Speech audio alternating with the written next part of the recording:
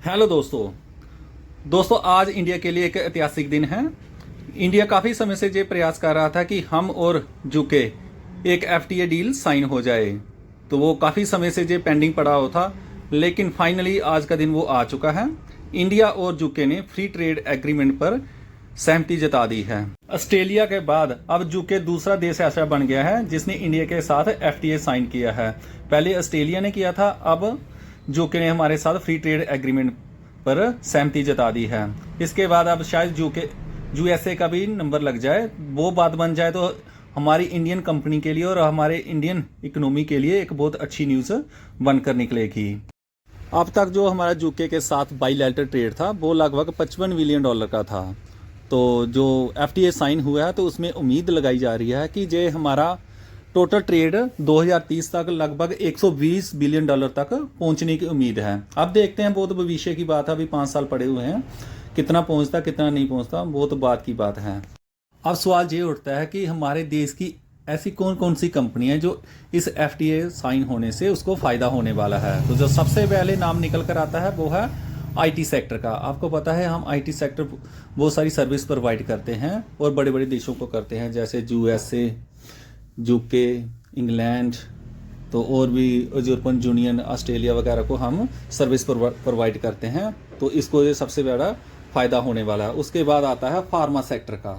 तो हम जेनरिक दवाई में सबसे बड़े सप्लायर हैं। तो थर्ड नाम आता है जो ऑटो सेक्टर का, फिर नाम आता है लेदर का, फिर कुछ आता है टेक्सटाइल का। ऐसी बहुत सारी कंपनी हैं जिसको ये फ़ायदा डायरेक्टली और इनडायरेक्टली होने वाला है।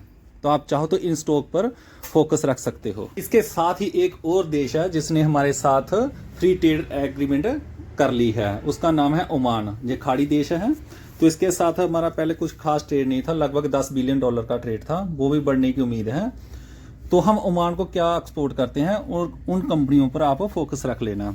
तो जो सबसे पहले जो कंपनी है जिसका नाम निकल कर आ रहा है वो है इंजीनियरिंग गुड, उस कंपनी पर आप फोकस रखना। फिर नाम आता है ऑटोमोबाइल का, तो ऑटो के स्पेयर पार्ट या पार्ट्स जितनी भी हैं वो उस पर फोकस रख लेना। फिर आता फार्मास्यूटिकल कंपनियां, जितनी भी फार्मा कंपनी है उस पर फोकस रखना। फिर आता फूड, तो फूड वाली कंपनियों पर फोकस रखना। फिर आता टेक्सटाइल, तो हम टेक्सटाइल भी बहुत सारा एक्सपोर्ट करते हैं, हैंडलूम जो कंपनी बनाती हैं उस पर फोकस रखना। फिर आता है इलेक्ट्रॉनिक गुड्स, तो उस कंपनियों पर आप फोकस रख सकते हो। जो हम फ्री ट्रेड एग्रीमेंट में ओमान और इंडिया के बीच जो हुआ है उसके बारे में है। ओमान से जो हम इंपोर्ट करते हैं उसमें जो सबसे बड़ा नाम है वो है केमिकल सेक्टर का। आप केमिकल के जो जितने भी स्टॉक हैं उस पर थोड़ा सा फोकस रख लेना।